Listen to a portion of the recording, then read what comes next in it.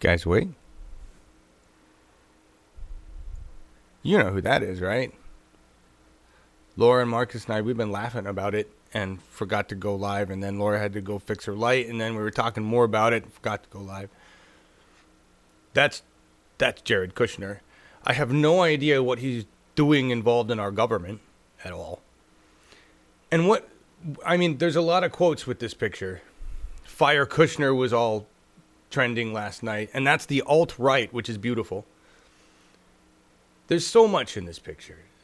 That is a weasel, douchebag, businessman, greedy 1% shit stain, wearing tax dollar funded flak jacket in a business blazer. Somewhere where we're blowing the fuck out of people, murdering them for whatever reason, talking to a bunch of dick-swinging military men. That's your tax dollars at work. That's what we do. That's the business of war. The dogs of war. It's gross. It's disgusting. And even more disgusting are the amount of Democrats, supposed Democrats, cheering our destruction of, human beings, basically. Human beings. It's, friends of mine that have made statements on Facebook and said, I am so glad we just bombed Assad. The whole thing, and this is what Laura Livengood was saying. Do you want to say it here? Laura, good morning, everybody. Good morning, you guys. Good morning, John Warren and Bev and Jupiter and Phil and Paula and who's all here? Michael Stapleton and, oh my goodness, Louise Squires and Paula. Stock John Post. Warren, yes, we've got a whole bunch of people Got in everybody. here. All right. So, Laura, what were you saying? I think we'll just let you... oh, hang on. You don't want to be summarized like that. Let's fix your camera. There we go. Boom. Laura's at the coast. She's in a beautiful spot. Yes. All right, and she's got lots of sunlight on now. Good morning, Laura. How you doing? Good morning. Thank you. Yeah. We're here. I'm here on a family vacation, but true to my dedication to this show, the show goes on, and I report to you remotely. Yes, you do. Yeah. This picture of Jared, it reminds me of, if you remember when Bush landed on the aircraft carrier and he had the suit on with his crotch hugging harness. It was just so embarrassing. And that was when he said mission accomplished. Yes. I believe was the tag phrase for that. This is right up there. Those could be, side by side. And what, so here's my question. What the hell is this man doing there representing us in this situation? What the heck made that possible? Yeah, good question. But what you were saying, I like what you were saying before. I mean, this is what everybody's wondering, right? Is this just all a wag the dog scenario totally. here? This is absolutely here's what I understand we know from what I'm reading all in the media, right? That Assad knew ahead of time we were doing this, so did the Russians, that we just did it, and we did it quick because this is how war happens. This is the business of war, right? Chemical weapons get used. We need a reason. Need a reason to go to war. Nobody in all of these scenarios is arguing that what happened is good. It's horrific. When you murder people and you somehow justify it, it's horrific. And that's what we're doing right now. We've watched somebody else do a horrible thing. We decided, 45 and the military-industrial complex said, that's all we needed. That's a great excuse to go to war.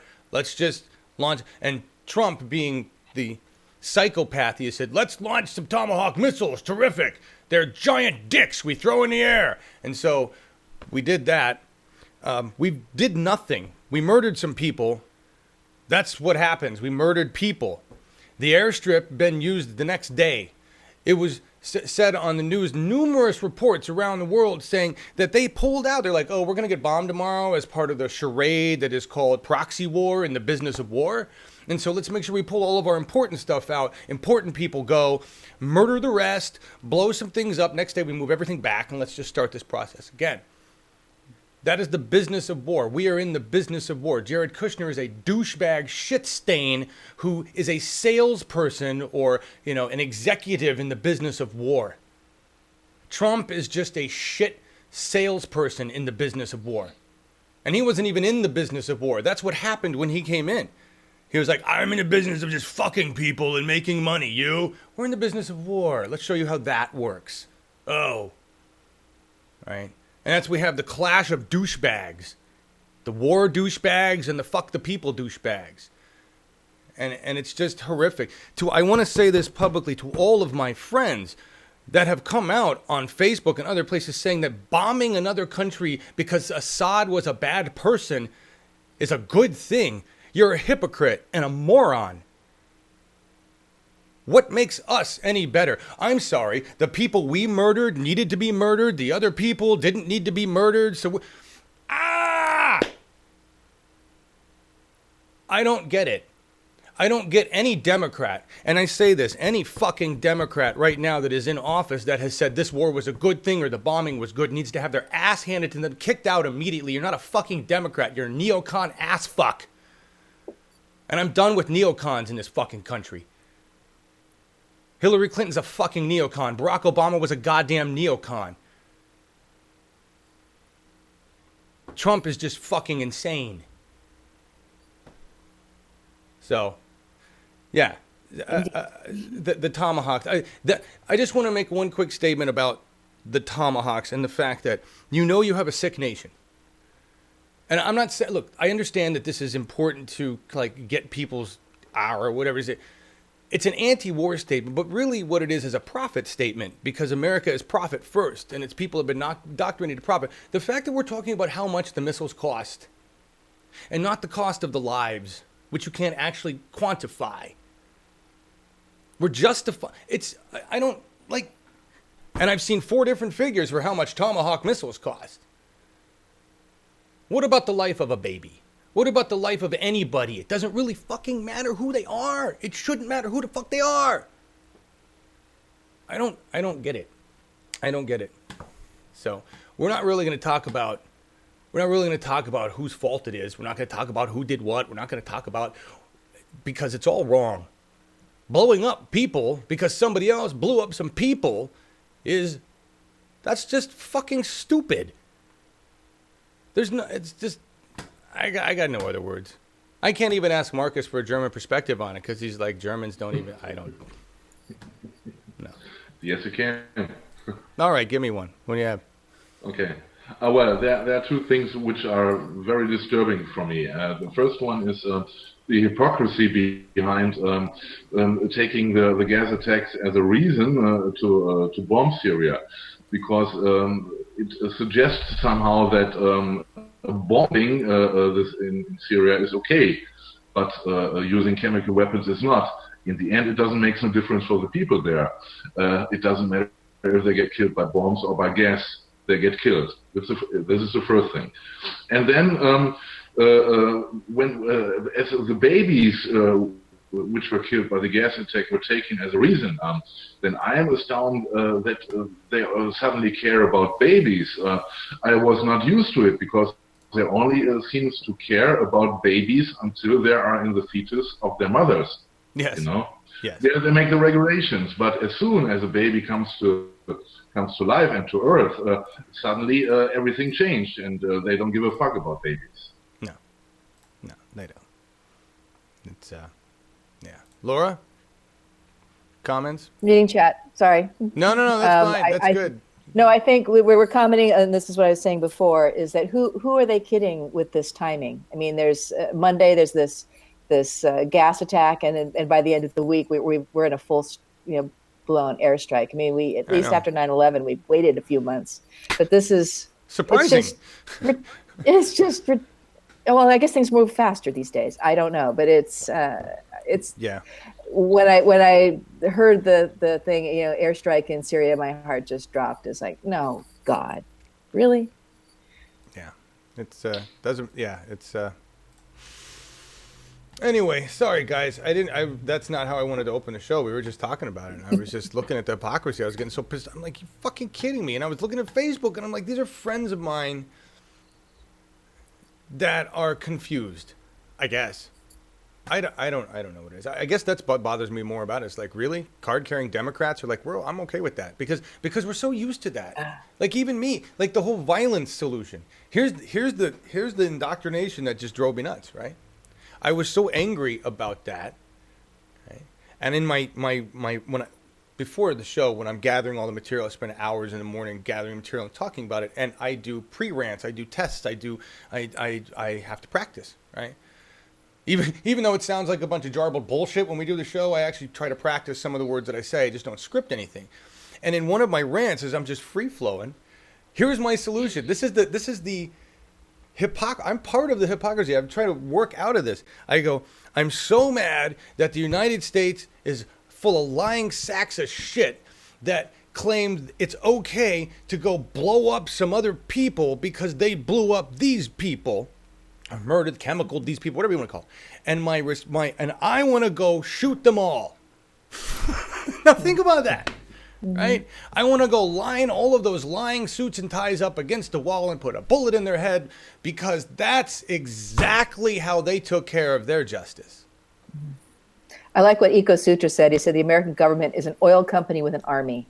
Of course, it is. But it is an oil company with an army, but it was an army first. Let's remember that. Yeah. That the military came first, and that our dependence on violence came first, and that our use of violence as an answer came first. Well, the meme that I saw was we used to build weapons, to go to war, and now we go to war to sell weapons. There you go. Yes. Yeah. Yeah. There you go. That's yeah.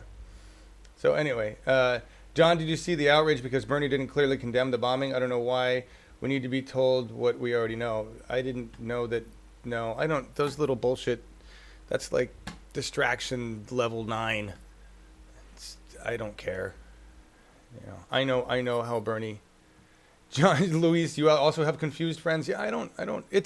Listen, it's people that are used to that. That's what we do, right? In the world today of Neanderthal dragging fucktards, when somebody goes over there and murders people, it's our job in the name of freedom, which justifies us, to go murder some other people. You notice that you never actually see the people who are responsible for the murdering get murdered. And the other thing, Funny how that works. it's amazing. Assad's not dead. 5 years from now, he could be a pundit on CNN. All right, that's how this works. If we wanted to, and we're all well aware of this now because America has publicized and politicized and honored SEAL Team 6 with their awesome dickness, we could go in and take out Assad today, now, in about 20 minutes if we wanted to. We could probably take him out with a drone or from the sky or any one of our amazing covert forces that does this shit all the time, but only when it's valuable to the military-industrial complex to do so. And right now, that would put an end to war. Or it would advance the concept of peace forward if we were to actually murder Assad, assuming Assad was an actual bad person making decisions. Okay, that's the whole premise behind this, is that there's an evil person making decisions that we need to take out, right? We have military forces designed to go take people out. If that's the whole premise behind the whole thing here, we don't use those forces. We don't use those forces to do that, all right? Instead, we use weapons designed to kill blanket and mass and destroy. From a distance. Right? What, Laura? From a distance. From a distance. Yes, it's on a computer screen. It's Ender's but Game. even that, yeah, but not not again. They could take out Assad that way, but no, or they could take out the evil person. That's the thing. We're selective when we want to be, right? But this doesn't change anything, in my opinion. Look at what happened after Gaddafi. After Gaddafi was away, or after Saddam Hussein was away. Right. What happened? Right. Well, those states became completely unstable. You're right. Look at the shit. Look at the you're right. I just realized that I have the Tatum green on our red here because my entire live stream studio reset this morning, and so that looks horrific. It looks like Christmas gone bad. I'm sorry, everybody. It's kind of festive. It's festive. We know how much you love that color green. Yeah, I know. Well, they made it work. Mint chocolate's different. But Marcus, you're absolutely right. It's so what happened is we had to move on. Right, we've moved on in our destructiveness. It used to be take out the leader or try to take out the leader, and then taking out the leader became elusive. Why? Because people realized, well, if we just take out the leader, replace him with somebody good, America, done. No, now it has to drag on, and it has to be, we had to make it more complex to keep the dogs of war employed. Right? That's a new narrative. That's all. But I agree. I personally believe that all of these leaders of countries, or whoever it is pulling the puppet strings of these nations that have weapons, they all work together to make sure that the military-industrial complex gets old weapons off the shelves in time for the new weapons coming in. Yeah. And people like just are in the way. It's a clearance sale. Right? And we all saw that the Raytheon stock, of which it is reported that Trump owns some of, went up 2 points or something. Ooh boy, because profit is what's important here. Right? It is completely perverted in my opinion, because to me it looks like a fashion show somehow. You got the summer collection, the winter collection, and you're absolutely right about the weapons. They are clearing the shelves, but they are also presenting the new stuff they got. Mm-hmm. Of course. Must-haves for this season. Yeah, I'm just waiting to see those F-35s get used. I'm sure everybody's itching to do. There's boners all around the MIC for that. And before we move on to, first of all, we got to look at the cover. The cover card, the picture, DOMINIQUE PINEIRO is how I'm going to attempt to pronounce that name. I didn't even get to the cover card stuff. So that picture's been going around everywhere. We're going to take a look at it again in a second for one thing. But I want to mention the Tatum special show tomorrow. Tomorrow, Sunday, 9 a.m. Pacific on Truth Against the Machine, their YouTube channel. I'm producing that show for them, so if you want to see these graphics with the right colors, it'll be over there tomorrow. And they will have Tim Canova. Remember Tim? We had him on We the People a while back. He ran, he ran against Debbie Jar Jar. Debbie Wasserman. In Debbie Florida. Jar Jar. And you can't wear hair like she wears and not be equated to Jar Jar. I'm sorry. Anyway, keep me sidetracked on that. It's my own fault. Tomorrow, 9 a.m. Pacific, Tim Canova. They'll be talking about the Sable Pipeline, which is cool because Florida, moving forward really with a lot of environment. It's weird. They're moving forward with environment in some ways, and they're unaware of the sun. It's just a weird place, Florida. But we're going to talk about the Sable Pipeline with Tim Canova and the Tatum crew tomorrow. Join us for that. That'll be fun. Fire Kushner was the hashtag, along with Fire Bannon and other things that was going on last night, and it was insane. It's insane because the alt-right is angry at Jared Kushner. I'm using the word alt-right because that's the quote I saw. Basically, we have big problems within Camp Trump, because Camp Trump was really it was like a shotgun wedding between the GOP and Trump's followers of rural Americans that the GOP uses but doesn't actually give anything. And Trump promised them a whole bunch of shit. One of the things he promised was that he was not going to get involved in wars in other places like he just did. So we had to give him a good reason, right? But Kushner and Bannon had I don't know, some kind of a lover's quarrel going on. And Jizspot had to go, and Damian Blazer Boy had to, stayed and whatever, got more power. I guess that's the way that played out. So there's big problems within House Trump in terms of, Metalhead that'd be cool. 9 a.m. Pacific, Jupiter Judy, Pacific. God, fuck, no way I'll be doing production at 6 a.m. here. Nope. No, you couldn't pay me. I did that for Bernie for free, but that's... Guys, this isn't on our channel. It is at the Truth Against the Machine YouTube channel. So go over there and subscribe to that to get the notification. And don't come tell us that you couldn't find it. There you go. Because you were looking here. Yes, it's over there. That's right. All been around here long enough to know how this works. There you go. Okay, so we got, and here's, I want to show you guys this. This is funny. This is the, I can't use this for a cover because it's too long. Here, let me let's see, get this there. There we go. I love when these memes come across. Like, that's beautiful. Bigoted old orange, Fool-Aid, sickening flavor, poor taste, good source of BS, fact free, swallow and believe, add unquestioning loyalty, makes you an idiot.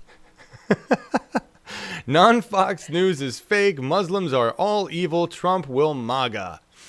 0% reality. That's. I like fact free. That's great. Yeah, it's just.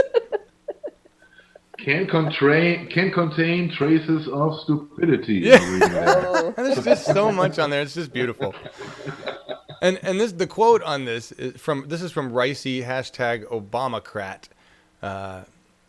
It says the alt-right is dragging Agent Orange ever so hard on fire ban and fire Kushner. It's fucking hysterical. Get there and RT the best. That's just beautiful. And I love his face too. It's just a beautiful face. Everything about that is lovely. Just wonderful. This though, this is where, first of all, I don't even know why Brian Williams still has a job. Anybody? Didn't we all find out Brian Williams was making up stories and had been making up stories for a long time? Well, he decided he's got to branch out, I guess. Well, they gave him back a job. They're like, lay low for a while. People will forget that you were lying, and then they'll accept you as a journalist again. I don't understand that. If you lied, if you're a journalist, I use a bobblehead anchor, and you're caught lying, making up bullshit stories. He's making up stories all over the place. I remember being in Vietnam, or whatever. Like everybody can tell a fish tale, but if your job is to report the truth and add your perspective to it, and your perspective happens to be a mountain of bullshit, then your job as a journalist is kind of compromised. I'm sorry. Just is. Your integrity anyway is compromised. Somehow, Brian Williams got a job back, and Brian Williams is here reporting on MSNBC. This is, Brian Williams is a dog of war. Mainstream media is one of the members of that system of dogs of war. We're going to look at the definition of that in a minute, because I had to look it up, because I want to make sure, because I had Pink Floyd in my head, the dogs of war. And that's, I wanted to make sure it really meant what I thought it meant. And I learned this incredible history about where that term comes from. But that's, America employs more dogs of war than any other nation in the world. That's what we do. We keep that business running, right? That's what makes us so great as a nation, is that we have managed to turn war into the most profitable business ever, and there's plenty of people to murder. That's what we do. Let's listen to Brian, really, because it's sickening to hear this. I mean, in all honesty, this is the sickness of America, that we can begin to even justify that. Here's what when you hear the words, what am I so pissed off about? That Brian Williams is on camera, on television, in front of millions of Americans, spinning a narrative that launching missiles is beautiful, that murdering people because somebody else murdered other people in the same fucking country is beautiful. This is the sickening indoctrination of violence being done by a journalist who doesn't even have the integrity to be a journalist, because he's full of fucking shit. And he makes six figures, and he's on camera. It's unbelievable. Unbelievable.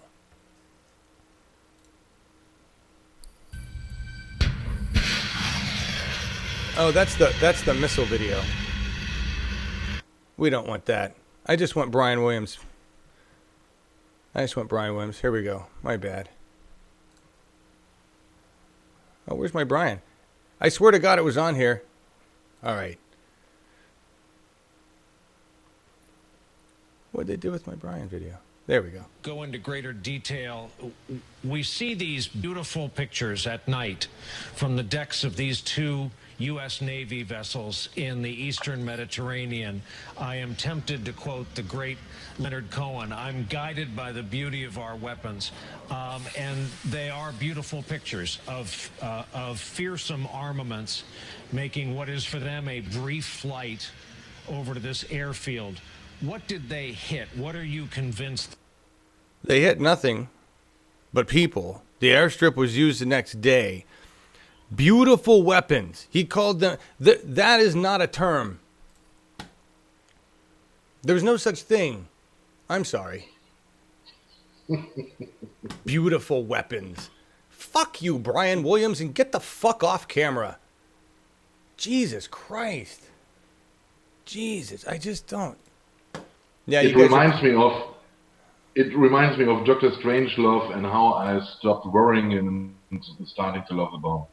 He's a perfect character for this movie. Yeah, yeah. Just crazy. He is. What a crazy guy.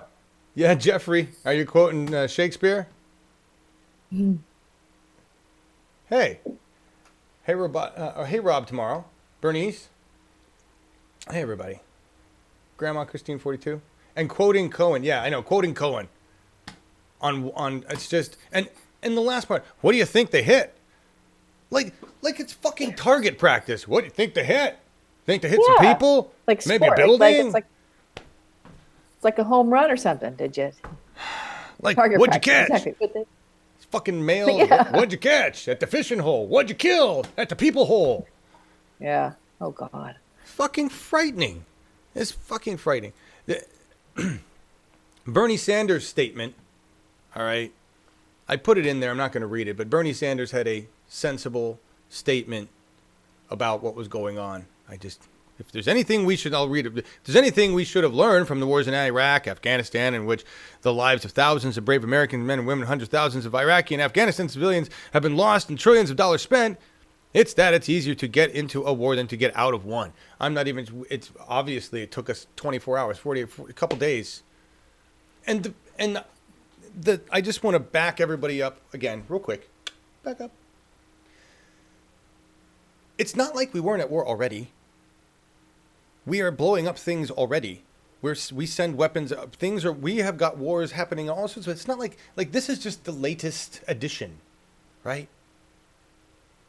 So anybody who thinks America has been at peace, I'm not sure where.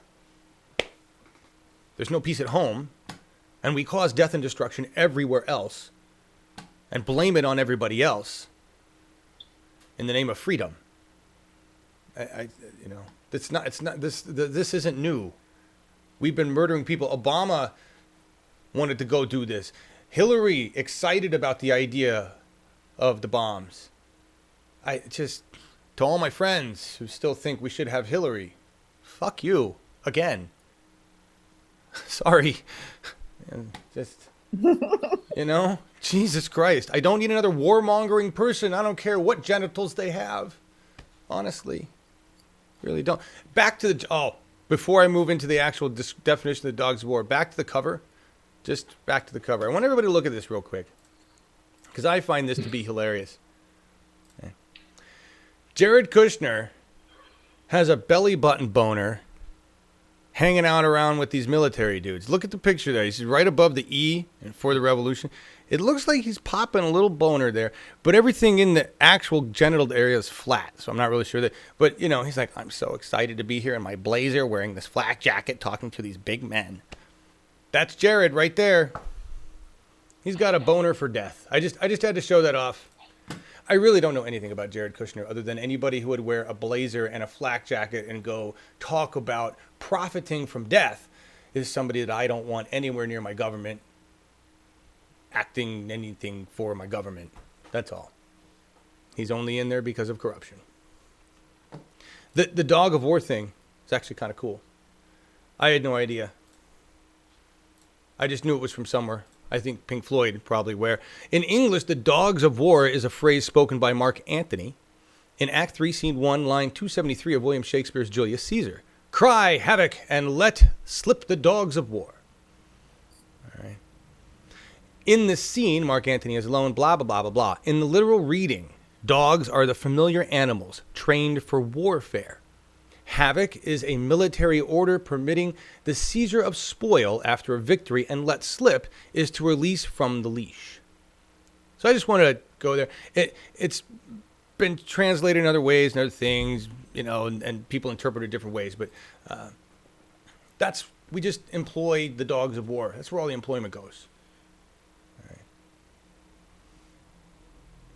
I was just so outraged by the videos of the poor victim suffering, eco-suture. Exactly. No, that's a good point, right? It's a good point. We see video, no matter who did it, videos of children suffering, of people suffering, dying, gasping for air. I watched the videos, right? I was enraged.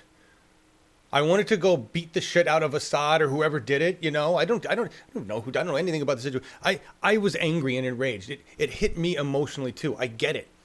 And when you're indoctrinated to fight back immediately with the quickest way you can, which is brute force, then that's what happens. As a nation, we go, "Urgh!" Remember, we're like a young puppy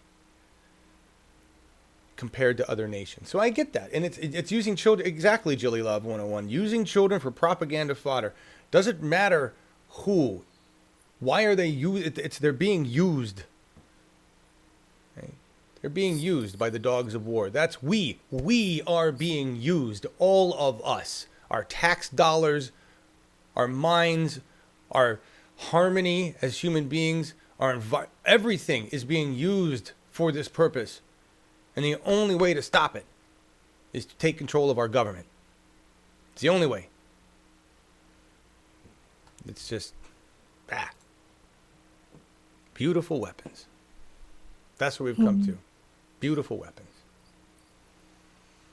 A wonderful. That should be our subtext for our country. Come to America, we have beautiful weapons. Yeah, we have the most terrific, beautiful weapons. They're the best weapons.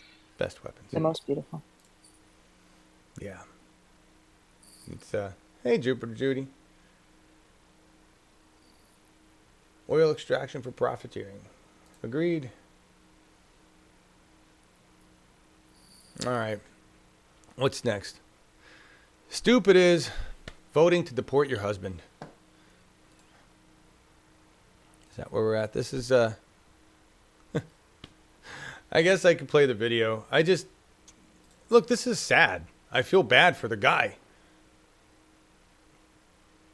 An undocumented immigrant from Mexico whose wife was a supporter of Donald Trump's immigration policies has been deported. How dumb do you have to be?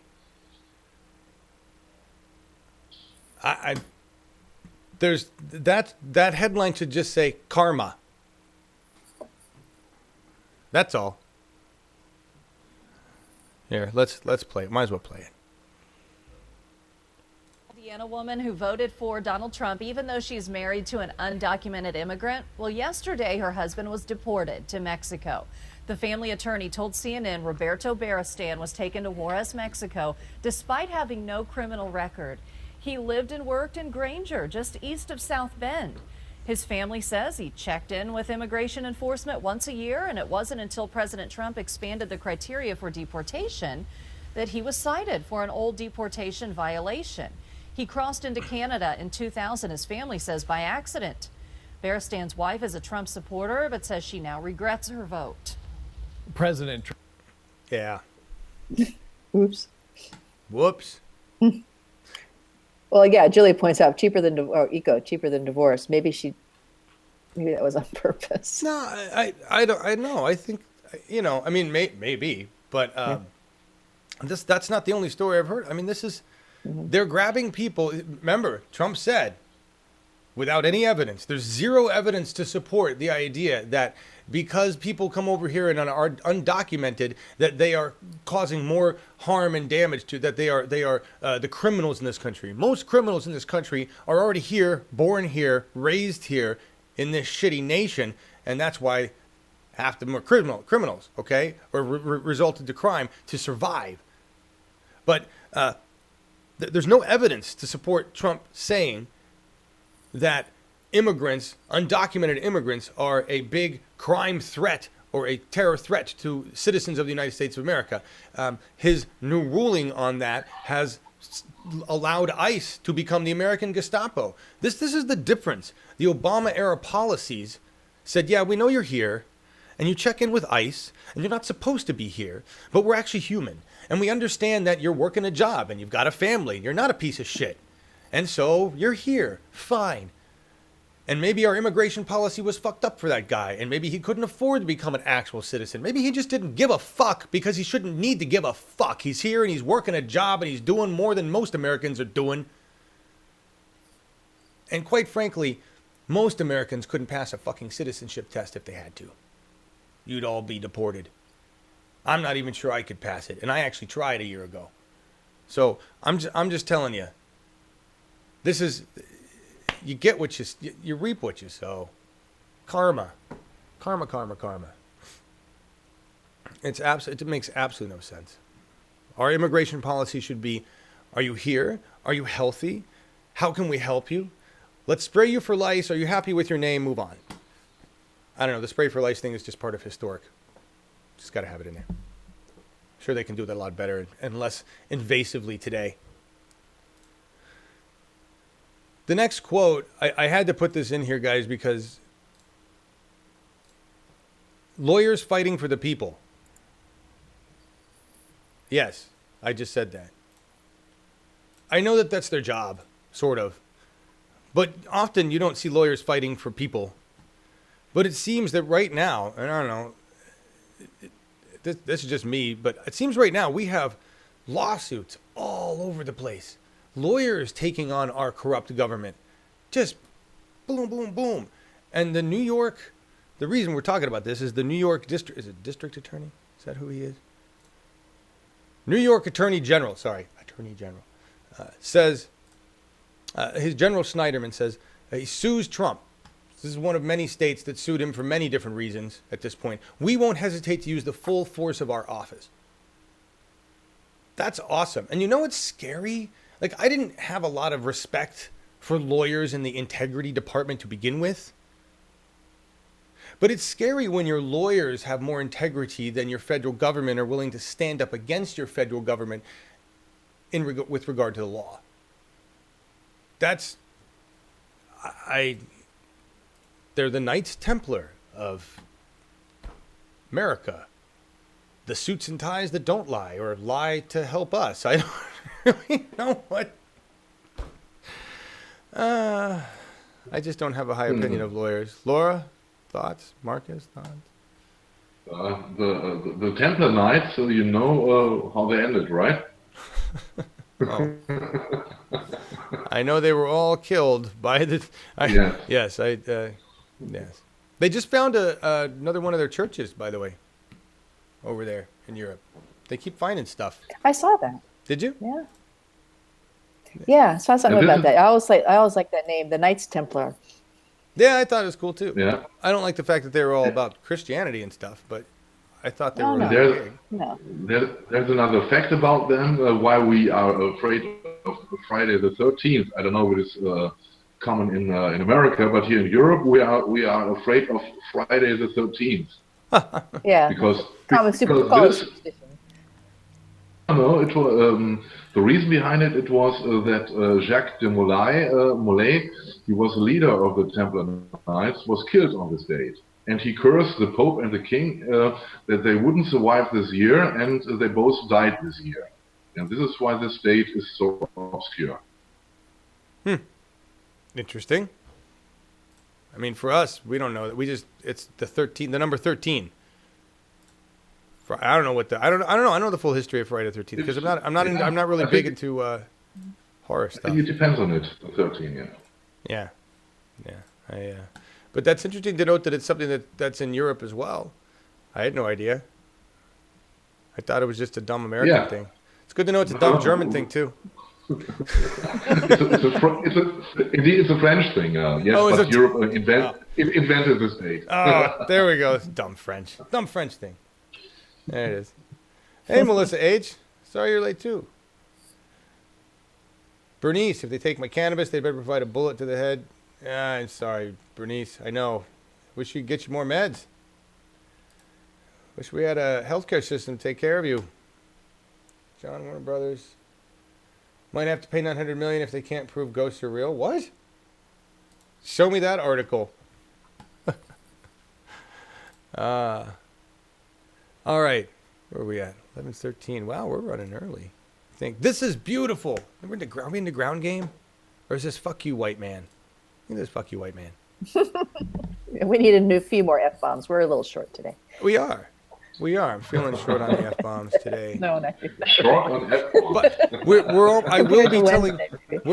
almost to my story about the PCPs, about getting up there, about the whole doing my government.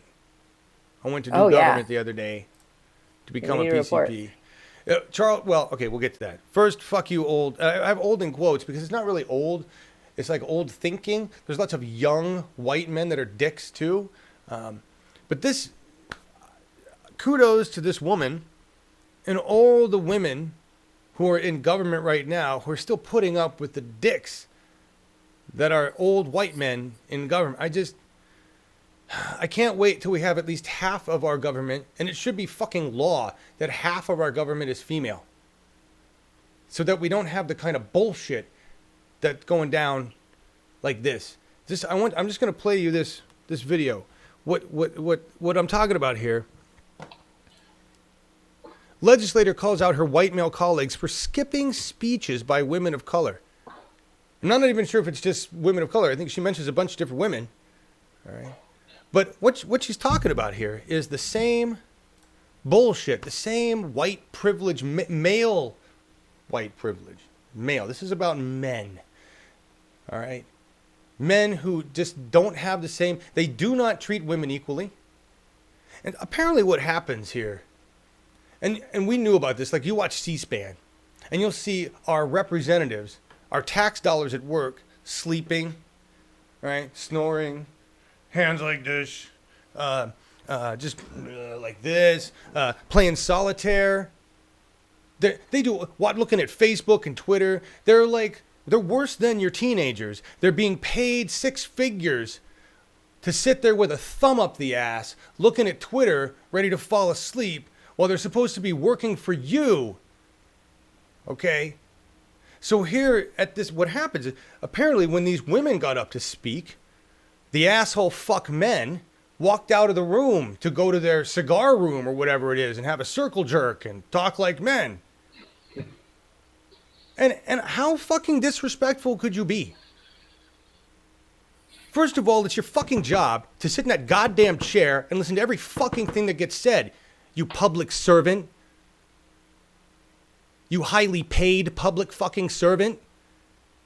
You sit your fat ass in that fucking chair, white man, and you stay there all day. That's your job.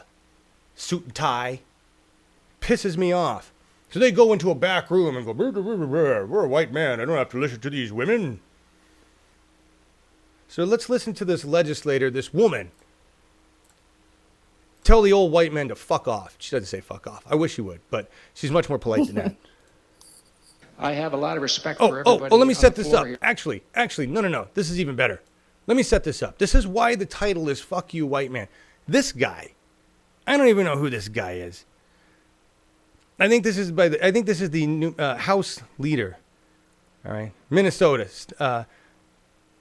Okay, this is this guy. This little wussy fuck wants an apology. So we start with him asking for an apology from the woman for making her statements. Are you fucking kidding me? So that's where we start here. Had to give you the context. I have a lot of respect for everybody on the floor here. And the comment that was made by the minority leader, I guess, got me going here. For what purpose does the lady rise? Call the House, Mr. Speaker. I hate to break up the 100% white male card game in the retiring room, but I think this is an important debate. I'm a white male. I respect everybody. But I really believe the comments that were made by the minority leader were really not appropriate. Oh, you poor baby. Oh. Minority Leader, would you apologize to the body? Fuck you. She will yield. Representative Hortman. Representative Detmer, I'm glad you asked me to yield.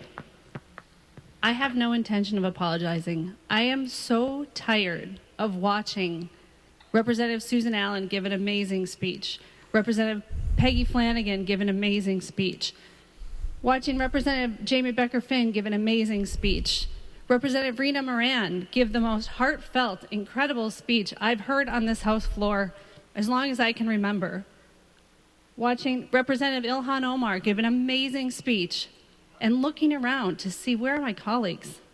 And I went in the retiring room, and I saw where a bunch of my colleagues were. And I'm really tired of watching women of color, in particular, being ignored. So I'm not sorry. Mr. Speaker. Man. The gentleman from Washington, Representative Detmer. All I know is if I would have made a comment like that, it probably would have made the front page of the newspapers. Because you're a man, dumb shit. And Minority Leader, I do forgive you. Not needed. Oh, man. Fuck you. What a dick. Hang on. The representative from Ramsey, Representative Pinto. The representative from Hennepin, Representative Omar. Thank you, Speaker. I just wanted to give a definition of racism. Racism is prejudice, discrimination, antagonism directed against someone of a different race based on the belief that someone's own race is superior.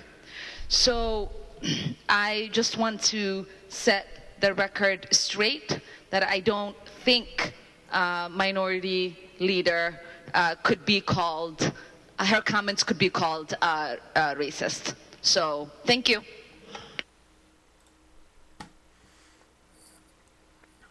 More of her, please. More of them. Less old white men. And I hope she made the front page. Yes. With her comment. Yeah. Yes, absolutely. That is just the insane penis privilege that white men have given themselves in our government. And it's time that we make them all a bunch of fucking eunuchs. I'm just, please, women, run for office. Run, run, run. Yeah. And it's not about your vagina. It's about that you're a woman who will use your brain to combat fucktard men like that. That's what it's about, okay?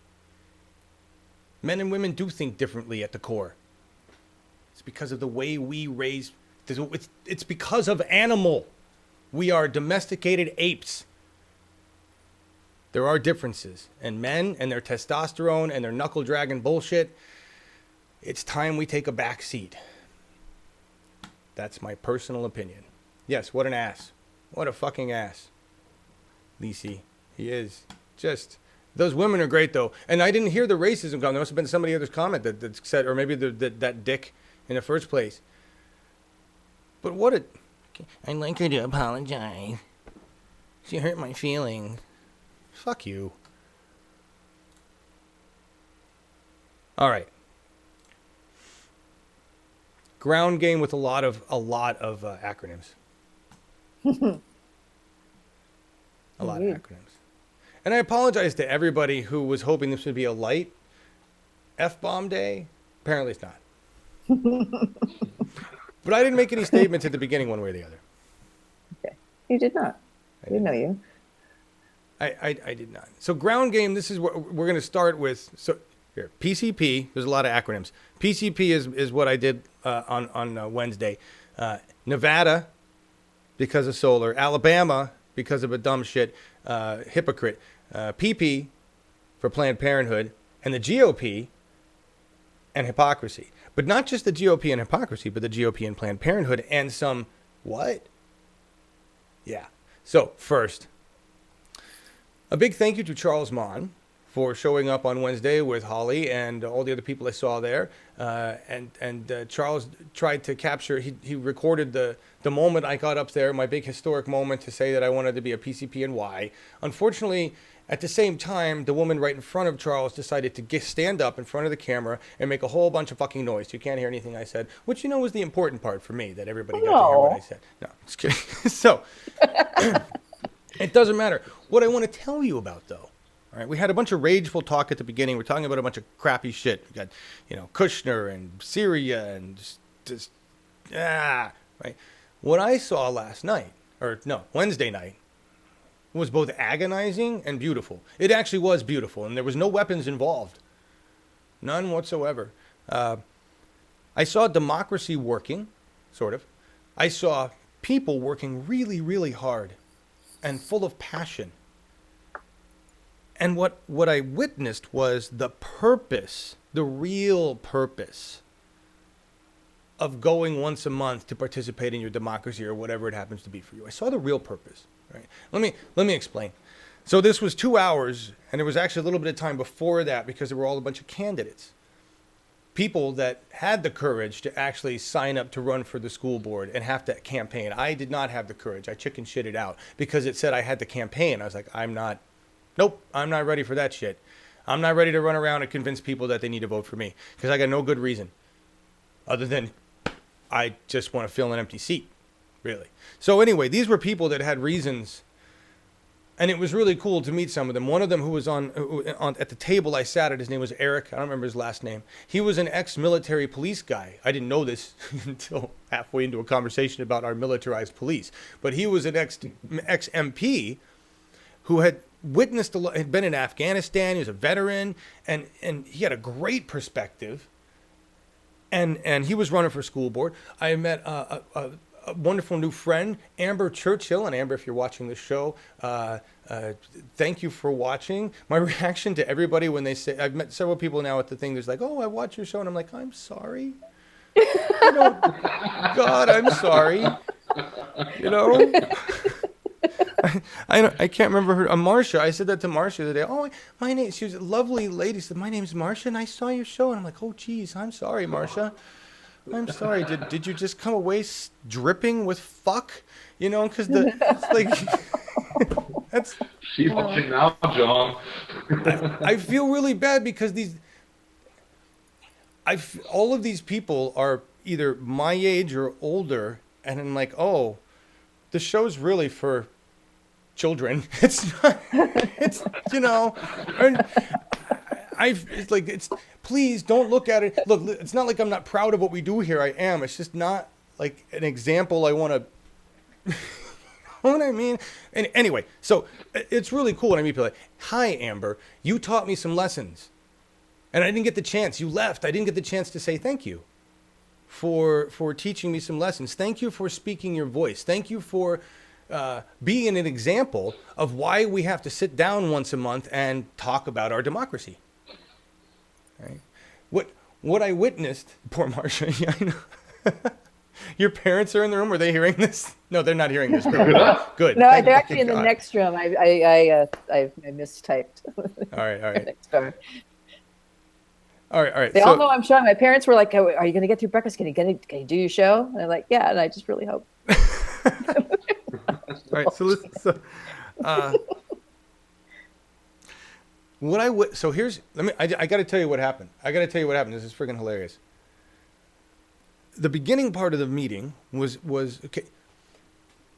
Back up.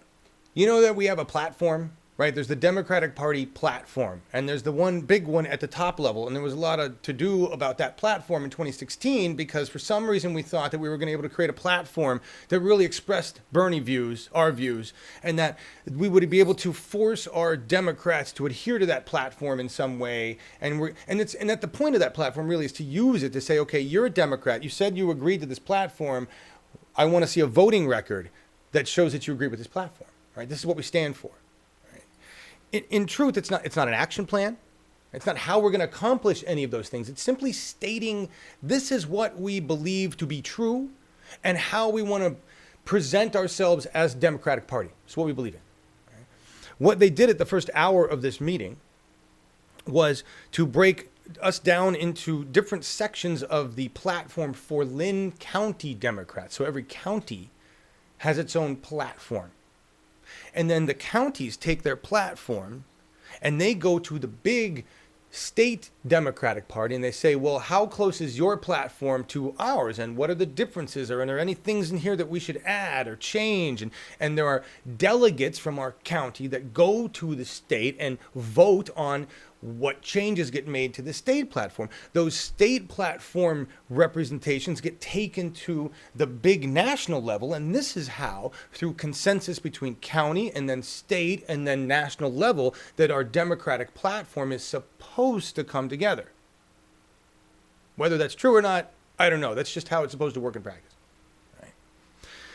I didn't give two shits about the platform. And as I was looking at this, they broke down into tables and they handed us really small type print paper that had the section of the platform I was looking at. Now, I sat in criminal justice reform and immigration. All right. That was the section of the platform. And I sat next to Amber Churchill, who was very kind enough to introduce herself to me as I was standing there bewildered in the middle of the thing going, I don't know where to go. All right. I still didn't give a shit about the platform at this point. I'm like, there's no way this is really dumb. And this method is dumb. And I don't know what we're doing here. But whatever, I'm here and I got to be a PCP and get through it. Then I started listening to people talking about the words within what had been written already. And our job was to see if we wanted to change any of those words. 20 minutes in, I realized that I actually did give a shit about some of the things that were being said. And I thought that some of the words should have been changed. And all of a sudden, Amber Churchill is saying some good things that need to be changed because she was really representative there of the LGBTQ community. And nobody else at the table was. As a matter of fact, I'm not sure anybody else in the room was. Okay?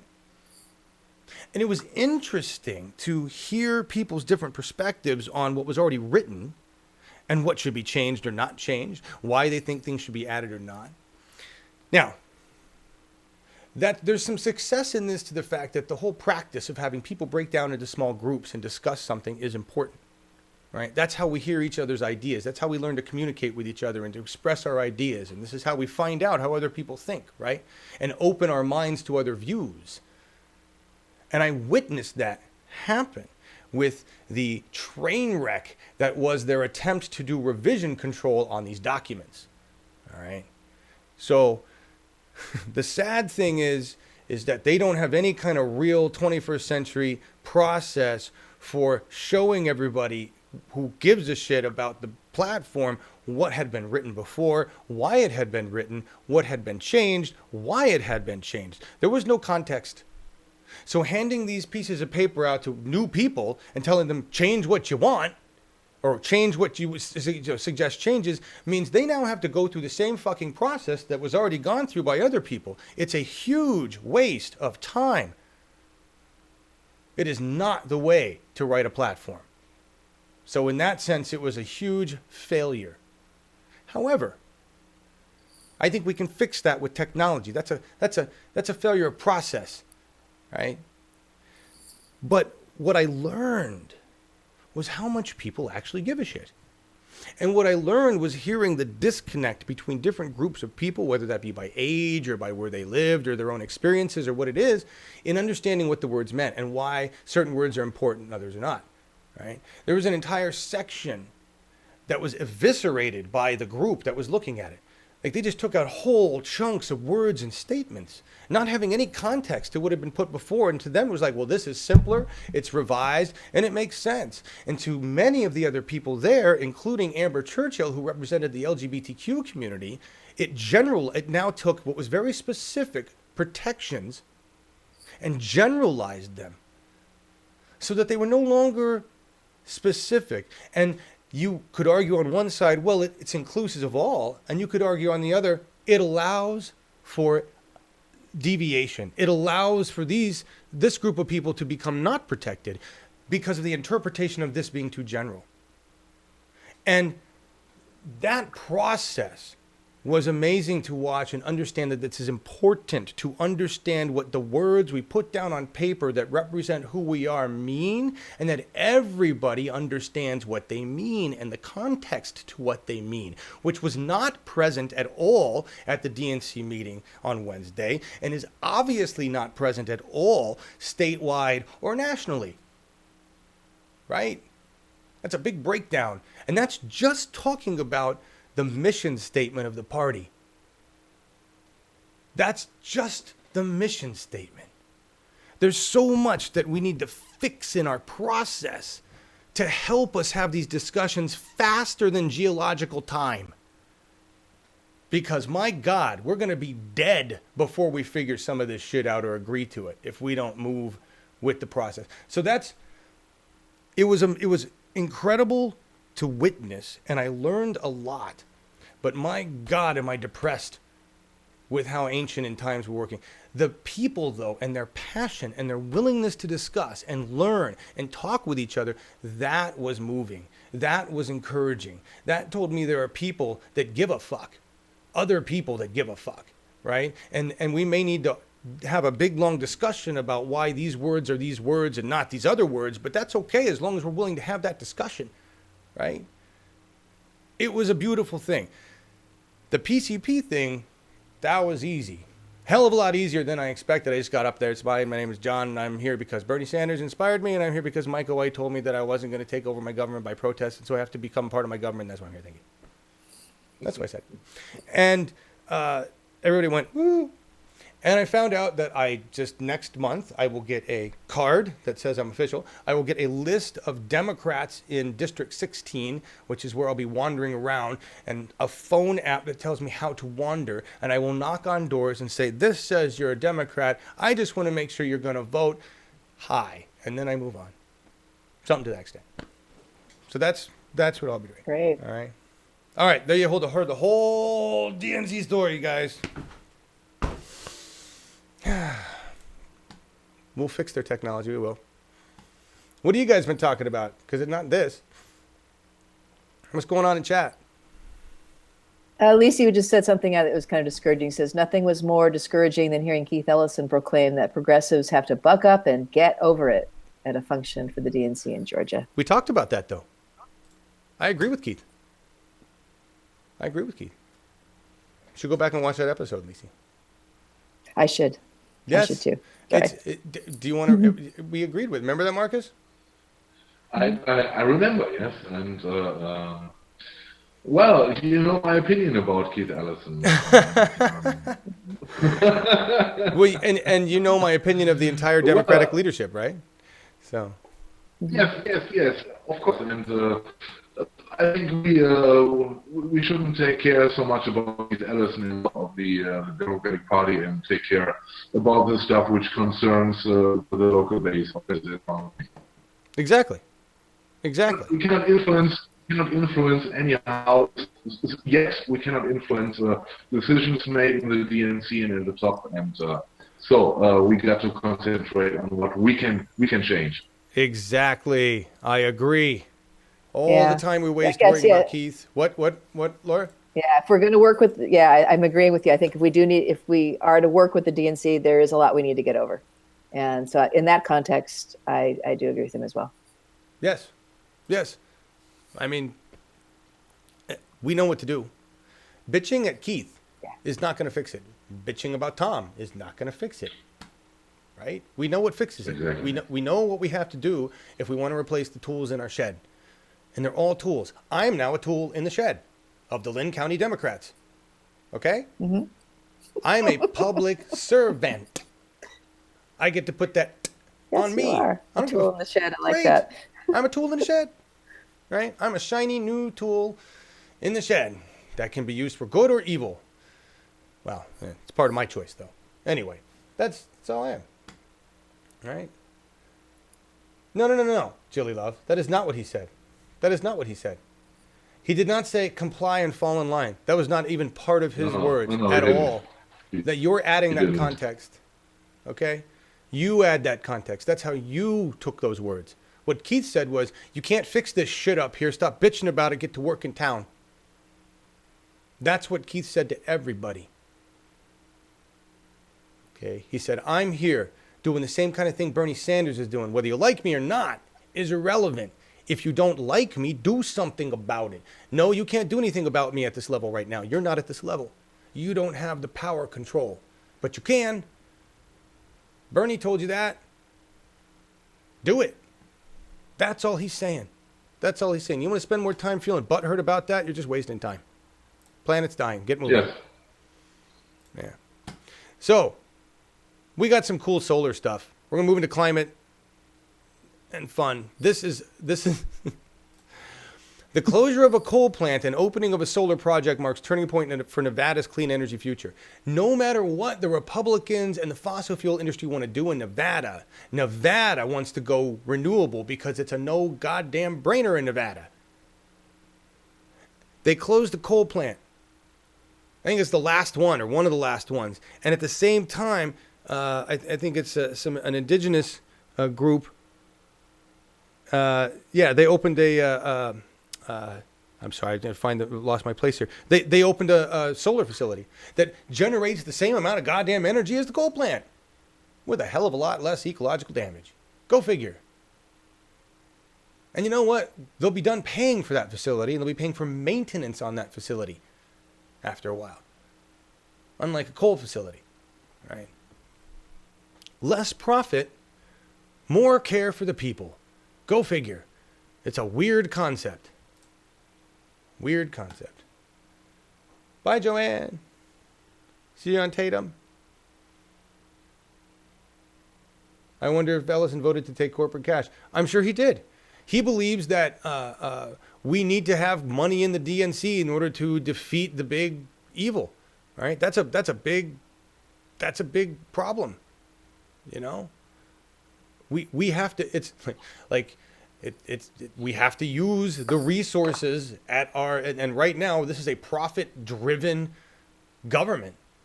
It's a tough thing. We can go people sourced all we want, but I don't know. That's a tough thing.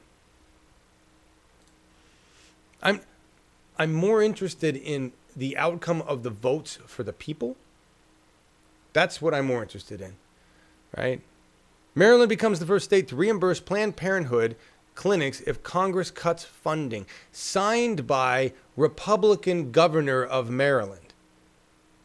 I just want everybody to take that in. Yeah. Think about that for a second. A progressive Republican. Yeah. Remarkable. Yeah. Or a Republican who's under enough pressure to know. Or a Republican who actually uses his brain and understands, the services and what that means to his state. And how, that's just, The sad thing is that I talk about this like it's a big feat. It is a big feat for a Republican, but really, we shouldn't be arguing things like this. We shouldn't be. This shouldn't even be a concern. Health in any regard. That's the problem. Is that we're looking at things. Things have been so skewed out of proportion. Trump team takes steps to keep Chinese from Westinghouse purchase. Bloomberg. Interesting. Interesting.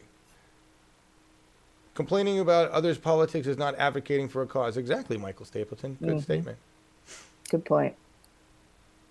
We can't just complain. We got to do something. Got to balance your issues with action. Yeah. It's the thing that keeps me laughing the most is that forever and ever, maybe prior to the latest round of Republicans, prior to Tea Party involvement, Tea Party involvement big time, like in the 2000s, the big cry was get the federal hands out of the state, right? Let the state take back all the control, except where we don't want them to have it. There we're going to keep it. So with vaginas, federal wants to keep control, apparently. I don't understand what's so special or powerful there, but old white men are afraid of vaginas and just feel like they need to keep them in a cage, under control. I don't know what the deal is. You know, they can't even. Yeah, well, look at Sessions. Sessions can't control his own genitals around other vaginas, except for the one that he's really worked so hard to be calm around. You know, that's pretty sad when you're a grown man and you can't control your own functions. Anyway, moving on. Like this guy. This is the family values Republican. This is the same fucking hypocrisy. This is an Alabama story. Oh, yeah. Alabama family values. Governor begs lawmakers not to release more lurid details of his affair because having an affair is family values to Republicans. Blowing up other people because somebody else blew up children, that's a family value. Taking Planned Parenthood away from people, that's a family value. This guy has an affair on his wife. I'm sure he's a good Christian. I'm sure he goes to church every Sunday. I'm sure he's begging for forgiveness and having another affair right now because that's the way these fuckers operate. White men who think with their dicks and go out and act like hypocrites, blame everybody else for the shit they do until they get caught. And now he's upset because they're calling him out. You're a public servant. You just caught an employee doing something that lacks integrity, ethics, morals. And that's part of your job, is to have those things. I hope this guy loses his fucking job. And I hope the people that are writing his the details of his affair, I hope they print them everywhere. I hope it becomes memes and goes viral around the fucking world. Because that's what it's going to take. Like when people... What? It's like when people say they don't like a certain photo and they don't want it to be on the internet. You can just guarantee that means it's going to be all over the internet. Exactly. You know, so please, everybody, share this content and please help us. Let everybody know what this poor guy has done. You know.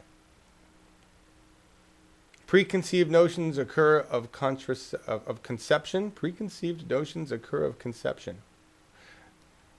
Read that. What in the world are you talking about there? Periods for Pence coming to a uterus near you. Okay, what are you guys like? This is headlines? Wow. That froze. Oh gosh, John Moore, that's bad. He's making more families. What's wrong with that? Spreading his seed. He values family. He values family. He's spreading his seed like a good man is supposed to do. Yeah. God, just ugh. So just real fast. This was the other thing. Remember those journalists? I'm embarrassed because now, like, as we did Planned Parenthood, GOP and hypocrisy. Remember we talked about Watergate the other day, and that my dad was kind of relearning me about the history of that, and then he mentioned Dan Rather, and that the two journalists, Bob Woodward and something, now I can't remember the other guy's name. God damn it, Woodward and Bernstein, right? Mm-hmm. Well, now I feel really dumb because I've heard their names. They've had other shows. These two guys, they've done other things. I mean, they're big names. I didn't even realize they were still alive. I feel really dumb. Not a journalist. Never claimed to be one. Talk show host, producer, loudmouth. That's it. Never claimed it. All right. This is here. White House Correspondents Association announces 2017 Journalism Awards, which will be given out by Woodward and Bernstein, who are still alive, apparently. Now, what I find interesting about that's the only reason I want to show you is Bob Woodward and Carl Bernstein will be presenting awards at the White House Correspondents' Dinner. The first time in the history of Trump will not be there because he is too much of a fucking child and his ego is too delicate to handle even joking. That's what this is they make jokes. But I'm glad he's not going to be there because there's no need to be joking right now about anything he's doing or what's going on. And really, journalists need to take a hard look at themselves and think about whether they actually are journalists. Are you reporting the news? Or are you spinning a story? I still haven't really seen good journalism out of MSM. I've seen some weak efforts, but not out of MSM. All right. until I hear MSM calling people liars and calling them out on their bullshit, I don't see journalists on MSM. So we'll see who these awards go to. We know who they should go to. Jordan Cheriton, Lee Fong, Amy Goodman, all of the people that have independent media that have actually been reporting on the truth. That's who these awards should go to. This is really just a circle jerk. Yeah. Sorry, but at this point we don't have a lot of good journalism. We don't have any good journalism in MSM. But it should be interesting. Should be interesting to see. And much more pleasant to watch without 45 there to cry. Yeah. Well, they'll talk about him then. Right. Say hi to Jesse in chat, John. Hey, Jesse, how are you? Jesse Fairs, everybody. Man, did Jesse spend a lot of time hanging out and doing this stuff with us and volunteering and doing a lot of effort. And Jesse, I still have your power block if you ever want to come down and visit. The Odessa Files. Interesting to watch that. Oh, yeah, I remember that movie. Yeah, we were talking, the movie my dad referenced for the whole Watergate thing was All the President's Men. Mm-hmm. Right, which Classic. has Robert Redford and Paul Newman, I think. Dustin Hoffman, sorry, playing Woodward and Bernstein. I don't know which one plays which, but that's Hoffman plays Bernstein. You know? Yeah. You remember the movie, huh? I do. There you go. Yeah, I mean, you guys know who gets the awards. For real. Yep. I remember last year's White House Correspondents' Dinner. It was really the first glimpse I got of how done Obama was. Both Obama and Michelle were just barely, hanging in there. And Michelle was mad. And that's when he did his old, Obama out and mic drop at the end really? of his, I didn't even talk. I didn't even catch it. Yeah, it was weirdly weird because and Bernie was in the audience. Oh, interesting. Yeah, I don't even remember this. And he's the only one not in a tux. Of course, everybody's all in tux, and he's just in his suit. Comes probably straight from a rally. It was awesome. Yeah, I don't even watch it. I hope they bring Alec. This gives Alec Baldwin an opportunity to come on, and they've been begging him to do this. They have stand-in. They told him to come in. That'd be great. Oh, he's so good. They'd have such a fun time. But Trump would be tweeting about it the whole time, which would make it even funnier. They could put his live tweets up on a screen, see what he's complaining about watching the show, because he's going to watch. He's going to watch. That'd be awesome. We have a fucking petulant child sitting in the Oval. And Alec Baldwin would only be needed to sit there in the audience and pretend to be tweeting. Yes. Letting steam out of his ear. But if he had a commenter, I mean, if they truly, whatever the president is really supposed to do in that scenario, if he did that, would be absolutely, I realize that he would beat Trump by just tweeting, but what would the president really do at the White House Correspondents'? Well, they sit at the table there, right next to the podium. That'd be great. Alec Baldwin sitting there tweeting the whole time. Oh, that would be hilarious. Yeah, that would be great. Pouting and tweeting. Yeah, that would be awesome. What a bad show gets bad ratings. I know this. All right. This meal is really bad. We need some Trump beef here. I'm sure. It'll be interesting to see what ratings it gets. I'm sure it'll do just fine. It's political entertainment. Right? Well, it's mainstream media. It'll get great ratings because it'll be playing on mainstream media. Just like war. Talk about a circle jerk. It is. All right. So we've got a few things left. New Zealand towns hit by once in 500-year flood as storm system sweeps in. This is off the tail end of a cyclone that did a bunch of damage in Australia. Let's take a step up. Do you realize in the last year or two how many once in 500-year things have happened everywhere? Awful lot of them. Over the last several years, all these once in 500, I guarantee you there's been more than once in 500 of the same thing somewhere. And we're going to see more and more and more of this. I wonder what they're going to end up calling them when they're no longer once in 500. When they happen twice in 2 years, right? Does it now to become annual, or is it just another one? Right? You know how many 100-year floods we've had in Louisiana? You know how many 100-year this, that, and the others? They can't even use the 100 anymore. It's fucking ridiculous. Rainfall in my area, 400% of normal. Right. Approaching 500%. That's Yeah. a lot of percent. I was watching the news the other day. What is it? The Sierra Nevadas. They're going to get snowpack. 5 feet of snow by Sunday. Yeah. That's insane. And they're at 130% of normal already last week. So yeah, we're going to have some major runoff this spring. And in the meantime, Florida is on fire. Well, a small portion. The entire state of Florida is on fire alert. High fire. Florida swamp on fire alert because of how dry the land is. I was watching Weather Channel yesterday. They had just a fire that had been started just by shit being dry that was blowing across Highway 2 something or another in Florida. It's like they're going underwater and the rest will be on fire. That's how fucked up environmental systems are. We don't have normal environmental systems anymore. It's frightening. It's frightening. And then there's this. I love this one. This one's we knew these things were going to happen, by the way. Huge fleet of 400 plus icebergs invade North Atlantic shipping lanes. Yes, icebergs do come down at this point in time. It's called the spring ice melt, and it's when icebergs come down. It's when the giant sea ice extent that we're supposed to have breaks up a little bit in the shipping lanes, and they have to bring the breakers in. This is different because normally they know how many icebergs are going to be coming down, 40, 50, whatever, 400 plus. 400 plus. It's 363 more icebergs than normal. And they're expecting another wave of these that's going to be even more. All right.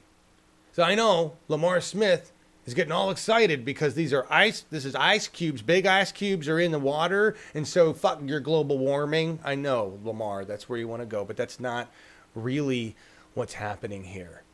You have to have a few more brain cells than Texas to, understand the climate science here, Lamar. It's costing a lot of money. It's costing a lot of more extra fossil fuels because these ships now have to move around the icebergs and wait and sit and idle. So, yeah, helping everything out there to have 400 plus icebergs with more on the way. You guys talking about the debt, our imaginary debt? The 20 trillion of imaginary debt. You realize we really don't have any debt. It's all just bullshit. It's just a construct. To keep Everybody's asking about Scott. Scott is doing good. Thank you for talking about Scott. Yes. So Scott is doing good.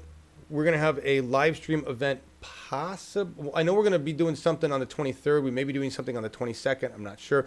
We're doing something on the 29th. Scott says things are kicking up with him, and the events are kicking up, and I just got to get some cards made and from Ashley, who's really busy right now because his video season's kicking up. And so, yeah, Scott's doing good. He's not able to join us, though, because he switched back to the 3 days a week dialysis, and I'm not sure. We're going to see what we can do with Scott. I'm trying to work out getting Scott on a show with Tom Fegan next week in the morning to talk about what the hell is going on in Iowa. And I've got a climate piece on that. We're running a little late here. This is it. So we can get through all this stuff. This is come back here. Star Tribune in Iowa. Tom Fegan was pushing this. First evidence found of popular pesticides in drinking water in Iowa. All right. I think this might have been taken from a Washington Post article, but it figures. First? Hard to believe that's first. Yeah. Well. Yeah. But it's what this means is that they can't filter it out, right? There's so much pesticides in the water they can't filter it out, and that's frightening. And Iowa's already got some huge issues with pesticides and other shit causing cancer, throat cancer, thyroid, all sorts of stuff. Tom talked about that. He's had relatives die from this. The numbers correlate so ridiculous with the deaths from these cancers and pesticides and fertilizers. It's like, if we had an EPA that actually did its job for the people and wasn't corrupt, they would have stopped using these pesticides like every other fucking country. But no, we have your drinking water in Iowa is now laced with whatever pesticides they use in Iowa, which we also have proven don't need to be used. You can use different cover crops. You can use companion crops. You can use natural methods to stop insects from destroying your crop. And you can use different farming techniques to not have to use fertilizers. We know all these things. Tom knows all these things. But the government in Iowa doesn't give a fuck, because the government in Iowa at the top level is definitely on the GOP train. So, yeah, corporate AG, that's exactly what it is, Ellis. It's corporate AG. By the way, I will be posting more things to the Patreon account. I want to thank you all so much. We have 2 Patreon accounts, and I really didn't do a good job explaining all that. The one that's for me, patreon.com/John Ellis. I thank you all for donating, being there. That's to help me kind of grow what we do in terms of production here, who I reach out to, the shows that I'm able to do, replacing gear for the main facility. The other one is Uphill Media. Eventually, that'll be the only one. Patreon.com/Uphill Media.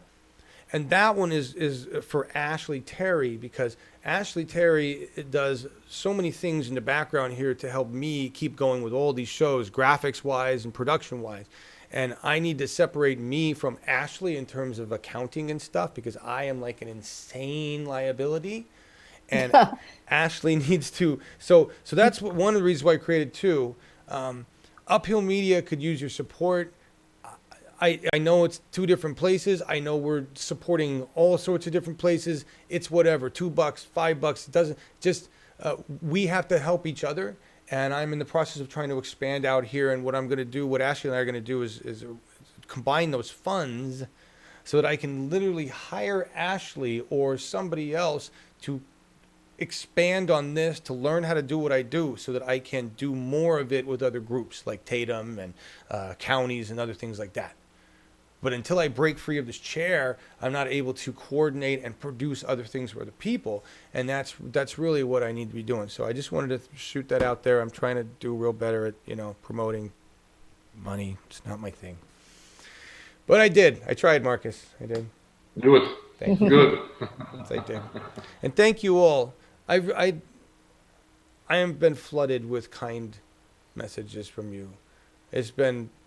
and I say we, it's not just me, it's Marcus and Laura and all of us, the channel, and everybody's just, you guys made us cry. You just say so many nice things and tell us why this is important. And for me, it was hearing so many people say the same thing, which I don't do compliments well, but everybody said, we need you to stay on because you have a way with words. And that was the gist. My way with words is what I'm just going to, it's rude, but if it helps, if we have this conversation and it works, then that's fine. I'm still going to apologize to everybody that watches this show, but I'm glad you're here, and I'm glad it serves. It's intelligent and it's passionate, and those things are compelling right now, and it's honest. Oh, thank you. And guys. it's not scripted. It's obviously not scripted.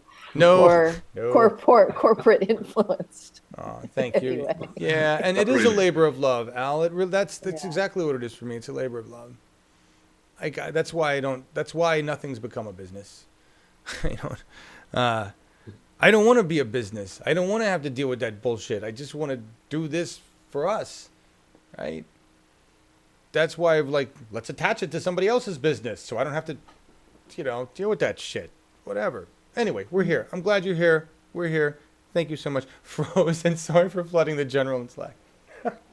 No, Froze, you dump more good articles and information than anybody else. It's just that we got to cut it down. This happens all the time with the Slack, is that we go from short summary articles to just big, long dumping of full content because we all get real passionate about what we're reading. We're like, everybody needs to read this right now.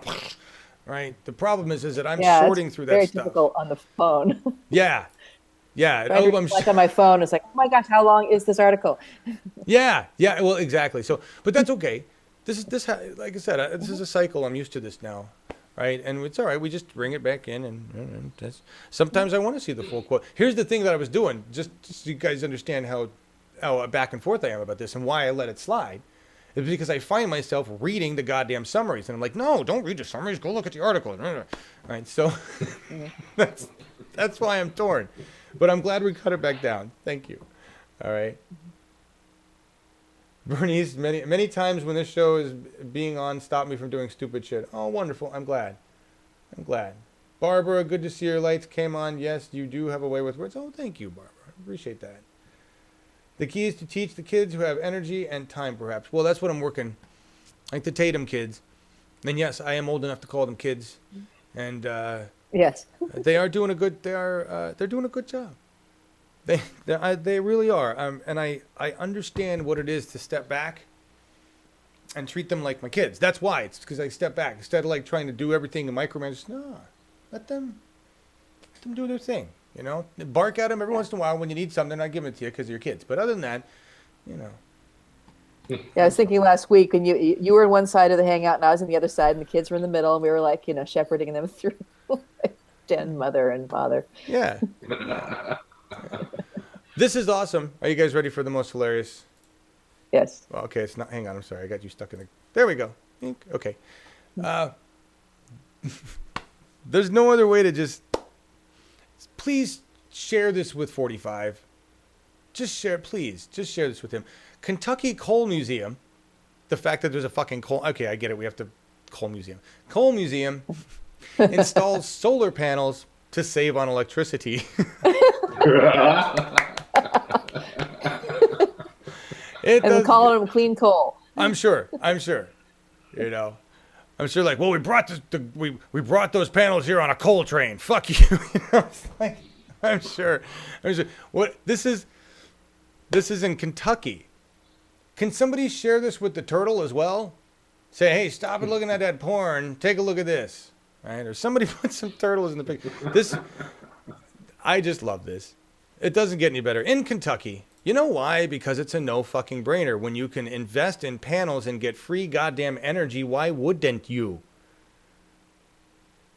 So the Coal Museum is going to run on clean energy, which is perfect because that's where coal belongs, a museum or in the ground. Those two places. Here's how we used to extract energy. Boy, weren't we dumb. It is. Did you see the story about the Bureau of Land Management replaced a mountain landscape photo on their website with a coal, just a picture of coal? Seriously? Yeah. Here, I'll drop. I'm going to drop the link in.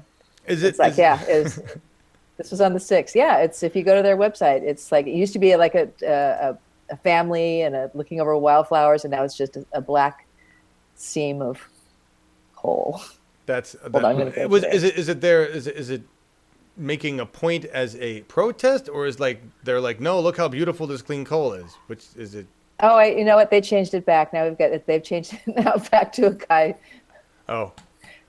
Fishing. Oh, okay. Right.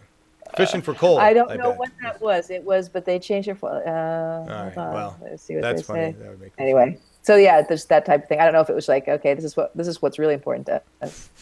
This is what really gets us off a seam of coal. Let the total raping of America begin. Continue. Yes, continue. Yeah. All right. So we're almost all right. We're 5 minutes over, but we're at the last two things anyway. But this one's important. We're going to talk about weed. Because apparently if you talk about weed, no matter how crappy your production, you get good views. All right? So no offense to the shows I've seen, okay? But as long as you're talking about weed and you've got weed in your background and you're smoking weed on your camera, you could just be burping and farting and people be watching your show. That's what I've seen from many of the weed shows that I have tried to preview. There are some good ones too. And there are some ones that are like, but here, let me tell you the full story. Because Markus is going to be mad, and everybody that sent me a book is going to be mad. I told you I like small print, big pictures, right? I told you this. So the other day, yesterday, when I had no power, I'm like, well, I've done everything I can here. I guess I'll have to read a fucking book. And so I grabbed Markus's book, because that was the one I got to read. But then I went, wait a minute, this has pictures. Ooh. So I opened up Stoner Mag real quick. And I'm glad I did, because I got to this thing that was talking about Frank's gift. What is Frank's gift? Frank's gift. First of all, we have a magazine in the 21st century called Stoner Mag. I know we've had High Times forever. Okay, I know that, but this Look at the print. This isn't cheap. This is some cheap ass shit. This is like a high quality Time magazine, New Yorker print here. Okay, I just want to say that. You print on hemp paper? Maybe, I don't know. Probably not. It's actually probably not at all. There's a lot of issue with that, and I wish the marijuana industry was a lot more green in terms of environment than it is in truth. But that's what, Marcus? Fold? What? You cut out on me. I missed. Does it have a centerfold? Oh, it does. It probably does. It has a nice bud. There's lots of bud pictures in there. But okay, so the point, Frank's. I mean, that was what High Times magazine was. Playboy for cannabis, folks. It has a centerfold bud. You know this, right? You know this, right? All right. So loved High Times magazine. Anyway, what was my point? Okay, strains of cannabis. Cannabinoids. THC is a cannabinoid. It's the cannabinoid that makes you feel high. Okay? That's the cannabinoid that everybody is afraid of in the federal government because that's the one we like. CBD is also a cannabinoid. There are many other cannabinoids. CBD is the cannabinoid that deals with healing. All right? Now, in the past, I say in the past, I don't know how, 20, 30 years, whatever, once we realized that we had CBD, once we realized what was going on in cannabis and cannabinoids, we found it very difficult to produce high CBD strains.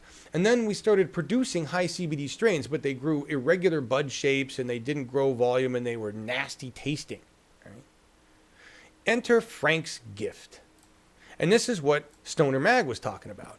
This strain is apparently at least 8 months old. I had no fucking idea.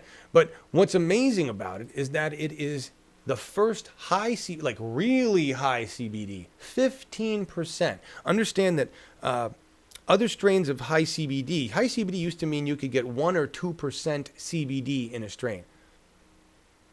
This is 15.88% in this particular grow. I've got some right here. Got Frank's right here. The other thing is that Frank's Gift also has about 8% THC.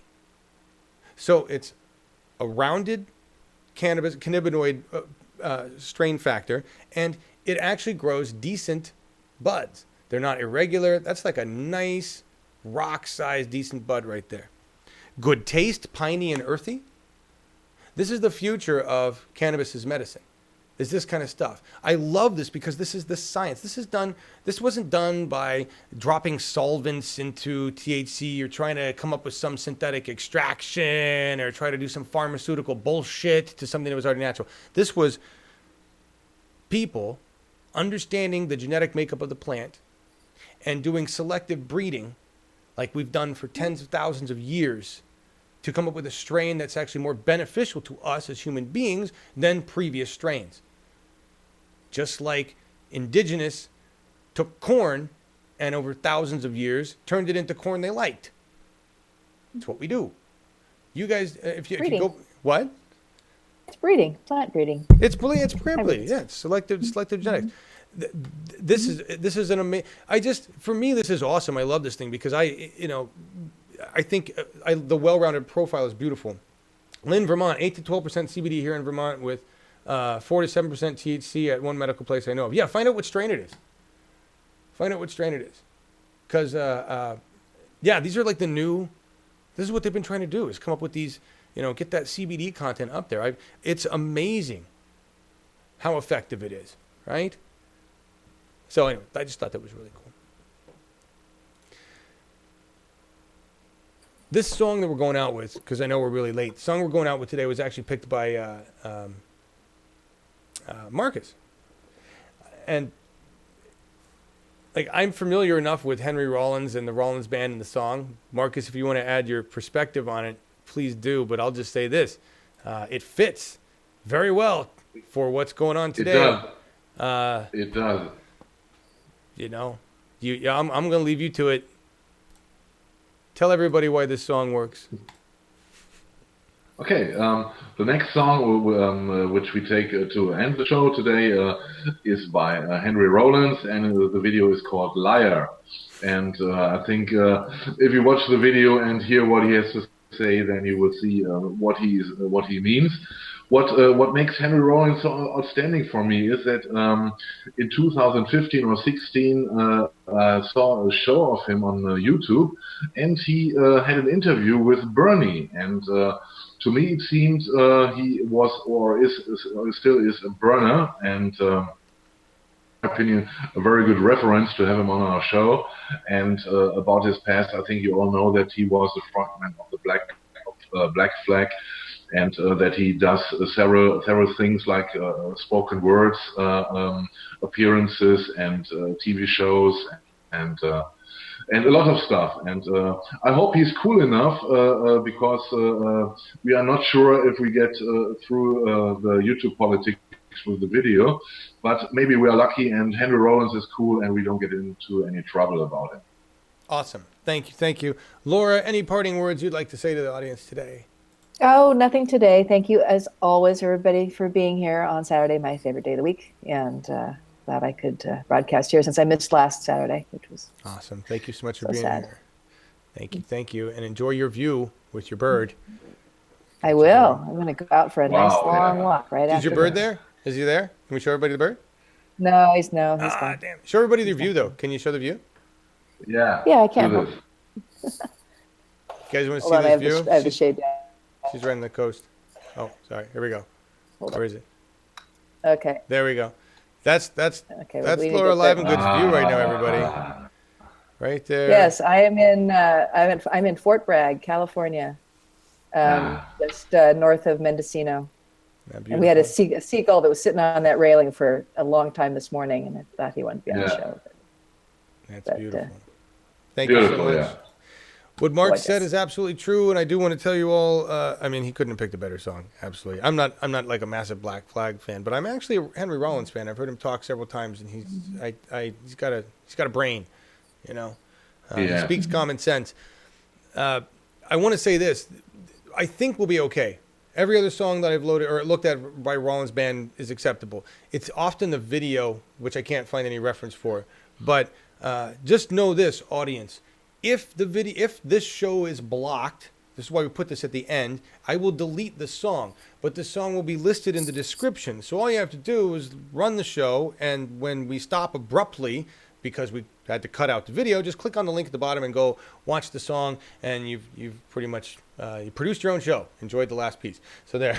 That's exactly the best I can do with YouTube right now, because YouTube is YouTube. And I will say this, based on what I'm seeing in the revenue stream for our channels, they have drastically slashed payouts. It's like insane, and a lot of other YouTubers have been talking about this, and that's why I'm all bitching about the Patreon accounts, is because it used to be that we actually got some kind of money out of advertising for having our content on YouTube, and they just fuck you. So yeah, YouTube, it's about profit, but not for you or me. Anyway, we'll see you guys tomorrow. Wait, no, Tuesday. We'll see you guys tomorrow on Tatum channel. Right? Yeah. Join our conversation with Tim. Thank you, Marcus. Thank you, Laura. You're welcome. Here's thank you, John. Yeah. Here's thank you, John.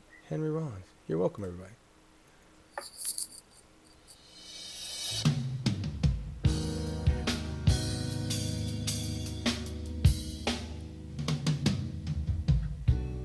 So you think you're gonna live your life alone, in darkness and seclusion? Yeah, I know. You've been out there and tried to mix with the animals, and it just left you full of humiliated confusion. But the feeling of loneliness never leaves you. It haunts you everywhere you go. And then you meet me, and your whole world changes. Because everything I say is everything you've ever wanted to hear. So you drop your defenses, and you drop all your fears. And you're so busy feeling good that you never question why things are going so well. You want to know why? 'Cause I'm a liar. Yeah, I'm a liar. I'll tear your mind out. I'll burn your soul. I'll turn you into me.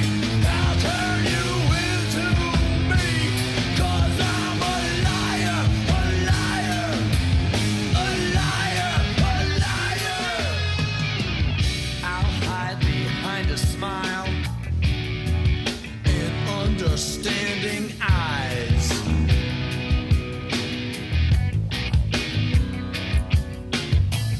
And I'll tell you things that you already know, so you can say, I really identify with you so much.